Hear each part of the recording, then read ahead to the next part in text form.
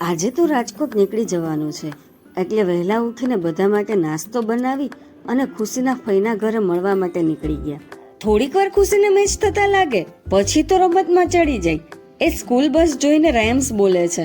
એ કઈ રાઇમ્સ છે તમને કોઈને ખબર હોય તો કમેન્ટમાં જરૂર કહેજો. એને રાઇમ્સ જોઈને બસ જોવી તો બહુ જ ગમે. એમાં સ્કૂલ બસ હોય ને તો એ જોઈએ જ રાખે. આજે પણ બસમાં એટલું જ ટ્રાફિક હતું. અમે તો રિઝર્વેશન કરાવેલું જ હતું, પણ રસ્તામાં પણ એટલું જ ટ્રાફિક હતું. 2 કલાકમાં પહોંચી જવાય, પણ અમારે 4 કલાક થઈ ગઈ. એટલું ટ્રાફિક હતું. ખુશીની તો ઊંઘ થઈ જશે, પણ અમારી ઊંઘ નહીં થવા દે. પહોંચતા અંધારું જ થઈ ગયું, એટલે બહાર જમવાનું નક્કી કર્યું. ત્યાં મને કંઈક યુનિક મિરર દેખાણો. કેટલો ફની લાગતો હતો. આઈડિયા પણ એમ આવ્યો છે કોકને. ખુશીએ તો ફટાફટ મેનુ વાંચીને ઓર્ડર પણ આપી દીધો. એના માટે ઢોસા, પાર્ટનર માટે પાઉંભાજી અને મારી ચાઇનીઝ ભેળ સાથે છાશ વગર તો ખુશીને હાલે જ નહીં.